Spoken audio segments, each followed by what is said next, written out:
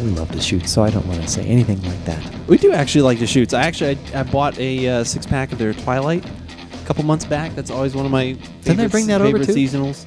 I don't remember. But I brought that over for Joseph's birthday, I think. Oh, did you?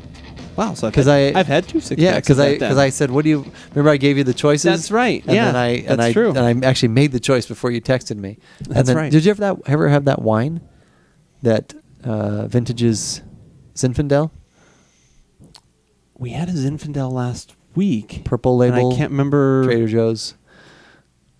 I want to say we did, because there was it wasn't usually we have the 7 Deadly Zins. Right. And this obviously was not that. And it was heavy. I didn't have it, so I didn't know how it was. I didn't know if you'd had it. No, I know Ethan liked it, our wine guy at the store. I want to say that we did, because I don't think we have any more. Like I said, because I remember both of us, because we had it actually over 2 nights, and it was really good. Because it was definitely more plum, heavier, almost syrupy. Oh wow! Kind of in flavor. I mean, but not in a. But not. Oh, it's hard to drink that. But it was just a really good heavy body to it.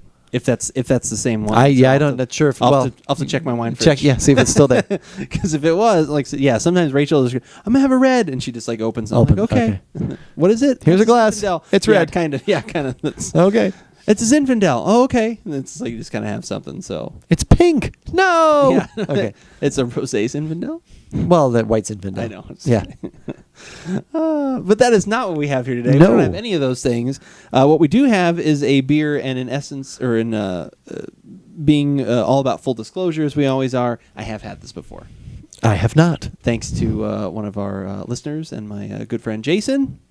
He treated me to one of these, and I got to have one. And it was tap, you completely mean, terrible. No, I'm just kidding. So was it draft or a bottle? It was in bottle. Okay. Yeah. All right.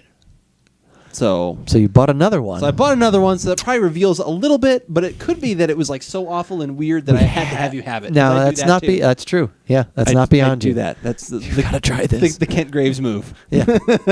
You need to try this cup. Yeah. What's in this cup is awful. That's a great cup. That's a great cup. Something from Deschutes for this Give It a Shot. I'm Andrew. And I'm Keith, and we are AboutBeverages.com, and the beverage we're about today is the fresh squeezed IPA from Deschutes Brewery. And so I'm assuming these are like recently harvested hops, or recently available that they just take. And it's a limited release beer. Like I said, it's another one where they kind of are waiting for the hop harvest. They get in certain things. This one's mostly based in Citra, as I look at their website, which we have a link to at AboutBeverages.com, which is going to tend to be a little more fruity. Okay. And then they've got a few other things where they also use Mosaic and Nugget are the 3 hops that are in there. I thought it mentioned some, yeah. Oh, this does not mention Nugget. Okay. Just mentions the Mosaic. At least it's on here on their website. It's on their site. They haven't changed anything. Yeah. Good. So this is available through September, so you still may be able to maybe find some of these if they're out on the shelf. Right. Hopefully it hasn't gone too and far. And the date is, and even if Best by 10/5. So even if you find it at the very beginning of October, and if you watched our last podcast, which you should have, you heard us discuss and try a beer that had aged, and you never know what you're going to get when something goes past it. It still could be good, or I think with a beer like this, you're going to lose a lot of those high notes in the aroma and in the flavor, but you may still enjoy what's left behind if you liked it originally. So you're going to lose a little bit of nuance, perhaps. So not the old ons. So I got this $5.99, nice, fairly inexpensive bomber, which is always nice. That's kind of what you can count on from some of these larger breweries, as they say. In your IPA glass. That's right. I had to break out the IPA glasses, which I'm always afraid of using my IPA glasses because I think they're so dainty. I wish they were a little less dainty. Wish they were a little less dainty? They is just that something that bothers you? Yeah, a little bit.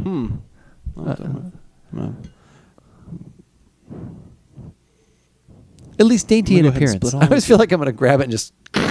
Well, it does remind me of when we originally had these glasses out. Like I said, it's very much the top part's kind of Chardonnay-like, and it is Chardonnay glass-like, and it has kind of that thinner, almost wine glass stemware kind of thing to it. But if it's good enough for Sierra Nevada, Dogfish, and Spiegelau, it's good enough for us.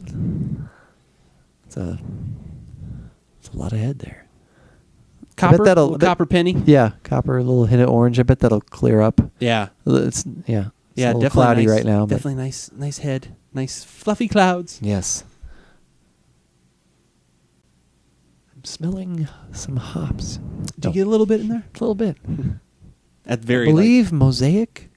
Yeah. Nugget.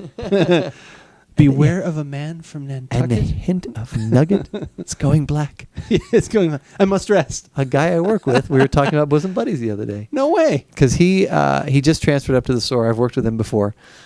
He's Bears fan. Oh, nice.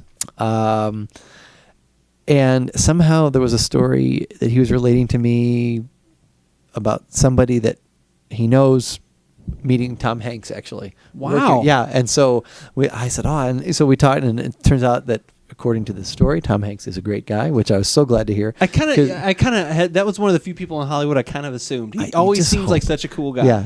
So the story he relayed was funny, and that he was really nice, and I just happened to offhandedly mention, I said, Tom Hanks has been one of my favorite actors ever since Bosom Buddies. He's like, I watched some Bosom Buddies. He's about 9 or 10 years younger than I am, so he didn't watch them when they originally came out, because I said, well, I've got them on DVD. He probably caught them in reruns, but so it was. He said, yeah, I mentioned that to somebody else, and they were like, what?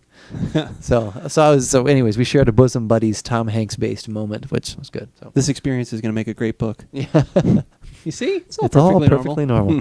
But yeah, a lot of Making my citrus way going through the day with with some some things and some stuff. Yeah, my version of it.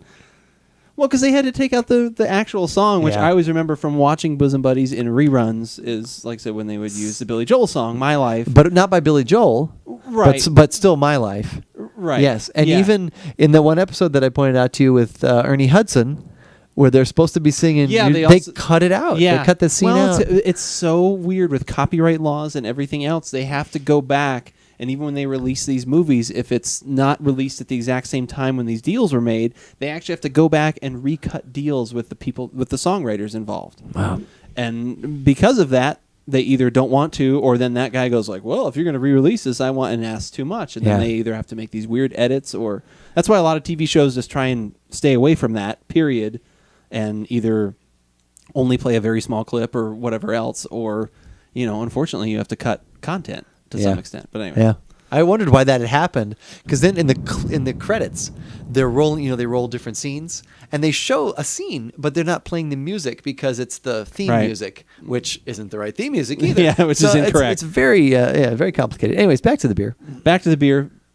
Wonderful citrus, awesome Yes. hop aroma. Yeah. Not as much of the savory as sometimes we like, and so it's very much more the fruit. It is a fresh squeeze. I would agree. Which you love. Anything Yes. freshly squeezed. Freshly That's how squeezed, you like your juice. especially grapefruit juice. That's right. Pour it on my cereal. But will you like your IPA that way? Let's find out. It's not as fruity as I thought it was going to be from the aroma. It's very good, though. I like it. Yeah. I was expecting like this kind of like burst of, and maybe with the picture and fresh squeeze, and maybe I was thinking of there'd be more. It's there, but it's not as over the top as I was thinking it might be. But that's good. Maybe in June. June, Maybe when they originally came out. when Okay. it was over the top at that point. It's some of the heavier notes. Like there's some.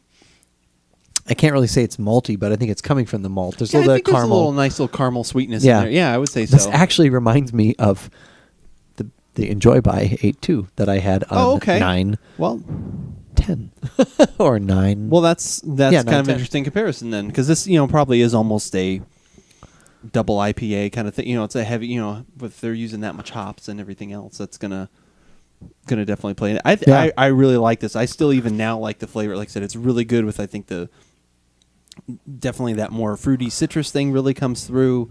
It's a little bit bitter at the back. Like I said, I'm getting a little bit of that part of the heaviness kind of you talked about, with the caramel and things like that. But I think the aroma, even at this stage, is still dynamite. Like that just almost wins me over, just that alone. And then, like I said, the rest of the flavors I still like quite a lot. It's hard to go wrong with Deschutes, really. I mean, they make a really quality product overall. You know what I mean? Yeah. I mean, they're not. And they experiment too. I mean, they've got the Black Butte Porter stuff. They've got the anniversary ones that we've had, which that one another beer that you saved Yeah. that we kind of saved together because you brought it over Yeah. and then we held on to it. Yeah. But that one, I think the 25th anniversary or 24th. 24th that we anniversary. tried at Bruce's party. Yeah, that went over was pretty well. fantastic. Yeah. I mean, it's just they do a lot of really. They're that great balance of they do stuff that kind of everyone's gonna like, and then they do the stuff that like, hey, I'm looking for something a little more exciting. Right. They do that too. Right. That's Yeah, I think like even that, I had one left. I think you brought it over, or somebody brought it over for my birthday, the Chainbreaker IPA. Oh yeah, the Chainbreaker The White spice, IPA. Yeah, that was good. I mean, It's fine. yeah.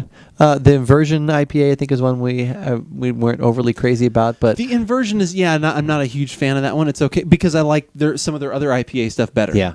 But overall, I mean, I just wish I read a lot of the things about Deschutes where they have the different kegs that they tap and the things that they have available only at their restaurants and their locations that obviously we're nowhere near Oregon. So that I would love to try some of those things, but they still send a lot of their more unique stuff out and good stuff. Yeah, definitely good stuff. And where you can find even more good stuff, more IPAs, more of everything, wines, all that kind of stuff, is at AboutBeverages.com. That's where you can find the tasting notes for this beer, along with where it hits on our recommendation scale.